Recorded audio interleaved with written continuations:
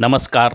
शेतकरी नामा जी news YouTube चॅनलमध्ये आपणा सर्वांचं स्वागत आहे.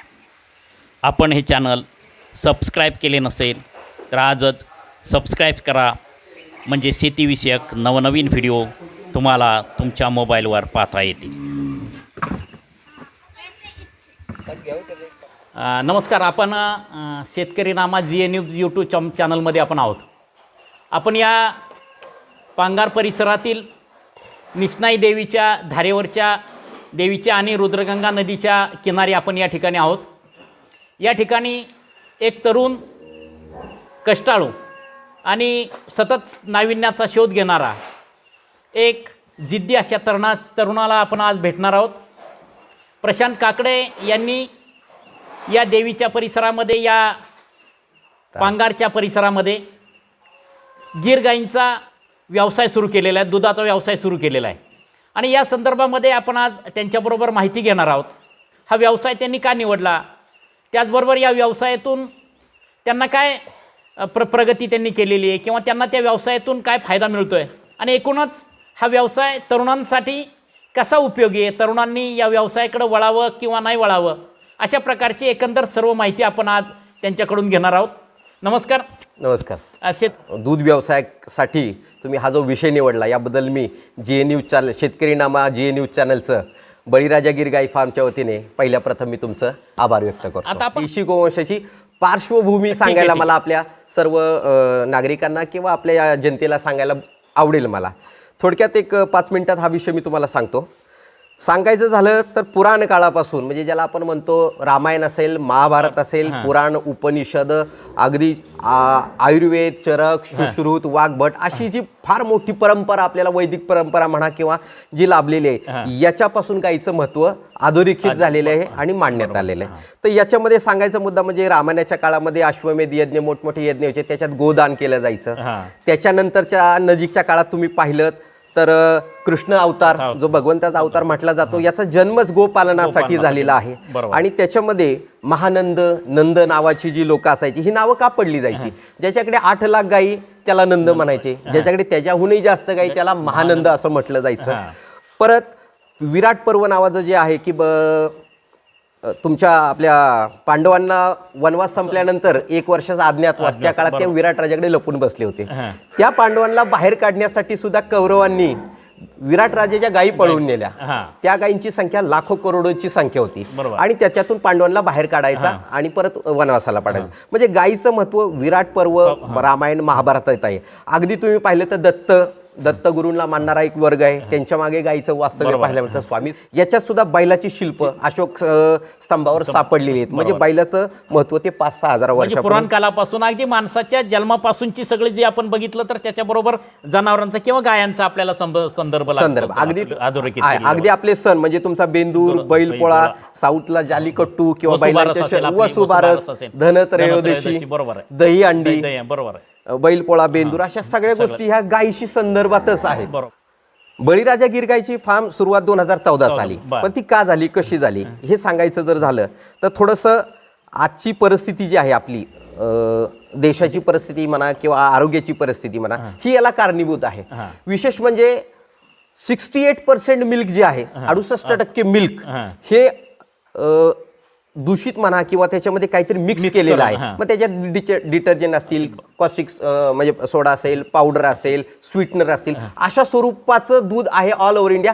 अशा स्वरूपाचं स्टेटमेंट मी नाही म्हणत, food safety standard and authority of India FSSAI नी 2 जुलै 2013 साली सुप्रीम कोर्टाला सांगितलं की अशा पद्धतीचं दूध मार्केटमध्ये आहे. कागदापुरतं मर्यादित ठेवूयात आपण. शेतकरी शिक्षण किती झालं? माझं शिक्षण म्हटलं तर माझं BE printing and graphics communication, माझं इंजिनिअरिंग झालेलं आहे. मी एका कंपनीमध्ये मॅनेजर म्हणून काम पाहतो. मिसेस माझी MSc BEd झालेली आहे. म्हणजे अशा पद्धतीने एज्युकेटेड फॅमिली असतानाही मी हा विषय निवडला. का बरं, ही काय वाटलं की ही आपलं गायांच्याकडे इकडे कसं काय, शेण गोमूत्राकडे कसं काय तुम्ही वळाल? नाही, शेण गोमूत्राकडे वळण्याचा विषय म्हणजे कसं असतं की नोकरदार वर्गाला शेती खूप चांगली वाटते आणि शेतकऱ्याला नोकरी फार चांगली वाटते. म्हणजे परदुःख शीतल असते असं आपण म्हणतो. तर त्याच्याकडे मला शेतीची आवड होती. पूर्वी मिलिटरीची आवड होती, मिलिटरीत जाताना आलं, मग सेकंड ऑप्शन शेती होता. मग शेतीत काय करायचं तर देशी गोवंशाचं लक्षात आलं. मग या देशी गोवंशाच्या माध्यमातून राजस्थान असेल, हरियाणा असेल, उत्तराखंड असेल, मध्य प्रदेश असेल, कर्नाटक असेल आणि महाराष्ट्राचे वेगवेगळे मग अगदी उदगीर, कोल्हापूर, लातूर, सांगोला, पंढरपूर अशा विविध ठिकाणी माझ्या देशी गोवंशाच्या संदर्भात गाठीभेटी झाल्या.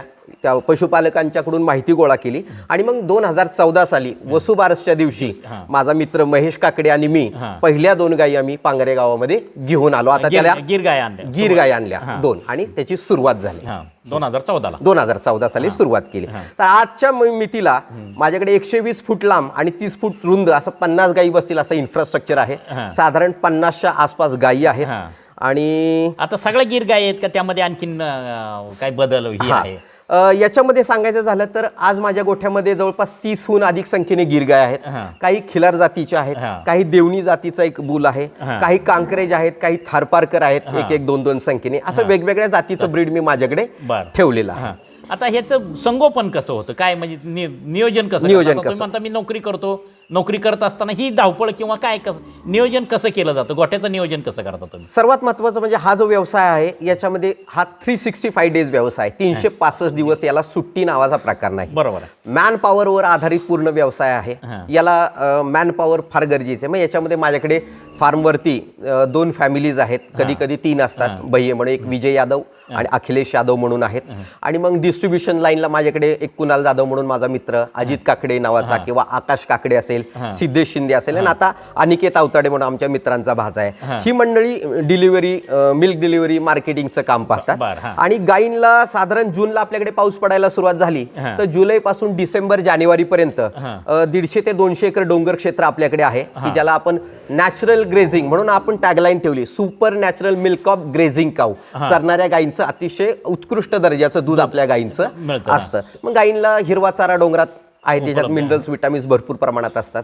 त्याच्यानंतर मग उन्हाळ्याच्या काळामध्ये ज्यावेळी गायी बंदिस्त आणि मुक्त संचारमध्ये येतात तर त्यावेळी मग आपण कडब्याची कुट्टी असेल किंवा मक्याची कुट्टी असेल, बाजरी असेल, संध्याकाळी दुधासाठी गोळी पेंड असेल, त्याच्यानंतर मिनरल मिक्सचर असेल किंवा कॅल्शियम असेल, अशा वेगवेगळ्या संपूर्ण आहार देण्याचा प्रयत्न आपण गायीला करतो की त्याच्यामध्ये ऑर्गॅनिक मग कधी तुळस असेल, शतावरी असेल, अश्वगंधा असेल, जशी उपलब्धता असेल त्यावेळी आपण देऊन कस्टमरला अतिशय सर्वोत्तम दर्जाचं A2 मिल्क, ज्याला आपण अमृत असं ब्रँड नाव दिलं, प्रयत्न करतो. आता किती दुधाचं म्हणजे कलेक्शन किती होतं आज? रोजचं दुधाचं कलेक्शन किती आणि त्याचं वितरण कुठं होतं आणि कशा पद्धतीने होतं? ओके, सुरुवात झाली होती अगदी 7-8 लिटर पासून. आज मागच्या 5-6 वर्षाच्या या प्रवासात 80 लिटर पर्यंत बळीराजा गिर गाय फार्म पोहोचलेला आहे. याचं वितरण गावामध्ये काही 4-5 लिटर, म्हणजे पूर्वी गावामध्ये 20-30 रुपयांनी आजही दूध मिळतं आणि एवढं महाग दूध कोण घेणार, पण आता त्याचं महत्व कळाल्यापासून गावामध्ये एक 4-5 लिटर, सासवडमध्ये 15 ते 20 लिटर दूध आणि हडपसरच्या बाजाला साधारण 55 ते 60 लिटर दूध हडपसर, अमनोरा, गंगानगर, भेकरानगर, मगरपट्टा आणि कोंढवा या भागामध्ये जातं. आणि दर किती मिळतो, किती दराने देतात तुम्ही? सगळ्यात महत्वाचं म्हणजे दर हा विषय, गुणवत्ता आहे ती तुम्ही वेगळ्या पद्धतीने ठरवता. ती फक्त ठरवायचा अधिकार मला आहे की मी ठरवली. तुम्ही तर ठरवायचं झालं तर आपल्या देशी गाईचं जे A2 मिल्क आहे, दुर्मिळ, जसं सोनं महाग आहे, लोखंड स्वस्त आहे, ॲल्युमिनियम स्वस्त आहे, चांदी महाग आहे, अशा पद्धतीने देशी गाईचं दूध हे अमृत आहे, सुवर्णक्षार प्रचंड आहेत. त्याच्यामुळं आपण देशी गाईचं दूध जे आहे हे साधारण 80 रुपयापासून ते 130 रुपये लिटर पर्यंत आपलं दूध विकलं जातं आणि त्याच्यामुळे आपण या व्यवसायामध्ये प्रॉफिटमध्ये आहोत. तुम्ही एवढं महत्व त्या चिकाचं, बरोबर. आता आपण बघितलं की दुधामध्ये तुम्ही मला फरक सांगितला. आपल्याला जर आता 2 जण, एक जर्सी गाय उभी केली आणि तिथं गिर गाय किंवा आपली देशी गाय तिथं उभी केली तर त्यांच्यामध्ये काय फरक असतो? म्हणजे एकंदर शरीर रचना असेल किंवा एकंदरच बाकीच्या अंतर्गत काही गोष्टी असतात, त्याच्यामध्ये काय बदल असतो? ठीक. हा, तुम्ही जे आता मला विचारला प्रश्न की देशी गायच्या आणि जर्सी गायच्या काय फरक असतो, आता शरीर रचनेत जर तुम्ही पाहायला गेलं तर सगळ्यात महत्वाचं म्हणजे बॉस इंडिकस या प्रकारात मोडतं. देशी गायला वशिंड असतं, बरोबर. जर्सी गायला वशिंड नसतं. आता हे वशिंड काय करतं, या वशिंडामध्ये एक सूर्यकेतू नाडी नावाचा प्रकार असतो की याच्यामध्ये सूर्याचे किरण ऍब्सॉर्ब केले जात असतात गायी चरत असताना आणि याच्या माध्यमातून सुवर्णक्षार तयार होऊन गायीच्या दुधामध्ये येतात. त्याच्यानंतर देशी गाईला शिंगाचा भाग मोठ्या प्रमाणात असतो. आता ही गिर गाय जी आहे, ह्या गिर गायला कॉन्व्हेक्स शेप माथा आहे, असा पुढच्या बाजूला. कान जे आहेत तुम्ही पाहाल हे पेंडुलस टाइप, म्हणजे असे खाली आलेले कान आहेत. जर्सी गायचे कान अशा स्वरूपात नसतात. निसर्गापासून, वन्य प्राण्यांपासून, वाघ, सिंह, बिबट्या याच्यापासून रक्षण करायला गिरच्या अभयारण्यात भरपूर सिंह असतात. इथं अशी शिंग दिलेली आहेत की जी जर्सी गायला निसर्गाने दिलेली नाहीत. त्याच्यानंतर हा बॉडी स्ट्रक्चर जे तुम्ही पाहिलं, ही जी पोळी ज्याला म्हणतो आपण, ही पोळी तुम्ही पहा, ही जर्सी गायला पोळी तुम्हाला दिसणार नाही. बरोबर आहे. ही देशी गायमध्ये पोळी असते. या पोळीचं काम काय? It रेग्युलेट्स the temperature. हा. टेम्परेचर म्हणजे अगदी जम्मू शरीरातलं काश्मीर तापमान आपण मेंटेन करतो. मेंटेन करणं, म्हणजे जम्मू काश्मीर पासून ते कन्याकुमारी पर्यंत भारताचं टेम्परेचर वेगवेगळं आहे. गुजरात असेल, राजस्थान, महाराष्ट्र. तर महाराष्ट्रात ही गाय गुजरातची आज सक्सेस का झाली, तर हे टेम्परेचर रेग्युलेशनचं काम या गायीच्या माध्यमातून होतं. त्याच्यानंतर सांगायचं झालं तर जर्सी गायीचं जे शेपटीचा गोंडा असतो तो काळा नसतो. हां. निसर्गाने दिलेलं एक फार वरदान आहे. गायीच्या अंगावर बघा तुम्ही, असं हे नैसर्गिकरित्या माशा बरोबर, म्हणा, माशा मच्छर आणण्याचं, हां. किंवा मच्छर गायीला त्रास देतात. हे मच्छर जे आहेत रानातले, यांच्यापासून संरक्षण करायला गायीला ही शेपटी दिली आणि ही 360 डिग्रीमध्ये रोटेट होते. जर्सी गायीची शेपटी 180 डिग्री. काहींना तर शेपटीच नाहीत, अगदी एवढ्या शेपटी आहेत. ते फक्त नावाला गायी आहे म्हणून, तिला गायी म्हणता येत नाही, कारण ते जेनेटिकली मॉडिफाय करून दुधासाठी केलेला आहे हा विषय. गायीचा हा बांधा मजबूत असतो. गायीची ही शरीर रचना, याला म्हणजे आपण म्हणतो वरचा भाग, हा जर्सी गायमध्ये असा निमुळता असतो, तो आपल्या देशी गायीमध्ये नसतो.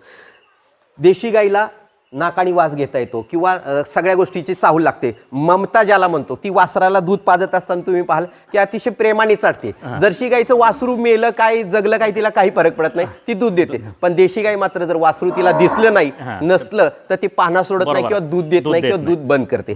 अशा पद्धतीचं हे जी रचना आहे की देशी गायमध्ये ह्या गोष्टी असतात. सडांमध्ये काय बदल असतो? सड म्हणजे आता हे बघा, देशी गायीचे जे सड आहेत ते थोडेसे आकाराने लांब असतात. इथं दुधाची शीर असते. याला जर तुम्ही म्हणला की ही दुधाची शीर जी आहे याच्यातून दूध याच्यात येतं. आणि 4 सडामध्ये चांगली देशी गाय कशी समजायची की 4 सडामध्ये समान अंतर असावं. याच्यानंतर सडाची लांबी सारखी असावी. दुधाची शीर कॉईल फॉर्ममध्ये मोठी असावी तर ती गाय दुधाची आहे असं एक समजलं जातं ढोबळमानाने. देशी गायला अशी या ठिकाणी लांब पोळीसारखा भाग असतो. जर्सी गायला हा भाग नसतो.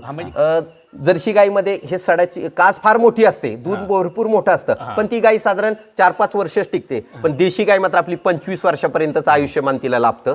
12 ते 13 वेत कमीत कमी ती तिच्या एका आयुष्यमानामध्ये आपल्याला देत असते. हे अशा पद्धतीचे हे आहे. आता समजा बुल जायला दाखवायचा तुम्हाला, तर सांगायचं म्हणजे आता आपण महाराष्ट्रामध्ये खिलारची बैलं पाहिली, हे जे बुल पाहिलं हे वशिंड आहे, हंप आहे.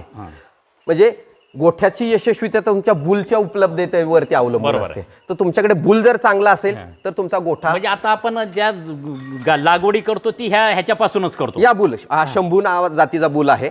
याच्यापासून साधारण 16 ते 18 लिटर दूध देणाऱ्या कालवडींची पैदास आपण आपल्या गोठ्यावरती करतोय. हे एक खुटवड म्हणून प्रभूची आहेत कोंडव्यात, त्यांच्याकडून आपण हा 3 वर्ष 7 महिन्याचा असताना आणला होता. आता याचं वय साधारण 7.5 वर्षाच्या आसपास गेलेला आहे. त्यामध्ये फरक असा की खिलारचा बैल शर्यतीला पळतो, दिसायला आकर्षक देखणा असतो. त्याच्यानंतर जालीकट्टू सारख्या याच्यात जे 1-2 टनाचे दगड ओढून नेले जातात. बरोबर. जर्सीचा बैल त्याला उपयुक्त नसतो. मला ठेवणं म्हणजे एक प्रतिष्ठेचं लक्षण समजलं जातं. प्रतिष्ठेचं लक्षण. आता सांगा, देशी गायचं दूध पिऊन हा जर बुल एवढा स्ट्रॉंग होऊ शकतो, तर देशी गायचं दूध पिऊन आपली पिढी किंवा आपली मुलं स्ट्रॉंग का नाही होणार? बरोबर. जर्सीचं दूध पिऊन जर्सीच्या बैलागतच आपली ताकद किंवा बुद्धी होऊ शकते. आणि जर देशीगत आपल्याला स्ट्रॉंग भविष्य हवं असेल तर आपल्याला देशी गायचंच दूध लोकांना दिलं गेलं पाहिजे. प्रशांत काकडे यांच्या या गीर गाईच्या गोठ्याच्या संदर्भातील माहिती आपण 3 भागामध्ये प्रसारित करणार आहोत. पहिल्या भागामध्ये उत्पन्न, दुसऱ्या भागामध्ये आपण त्याची रचना आणि तिसऱ्या भागामध्ये आपण गाईच्या शेणाचे, गोमूत्राचे, दुधाचे आणि तुपाचे महत्त्व आपण प्रशांत काकडे यांच्याकडून समजून घेणार आहोत.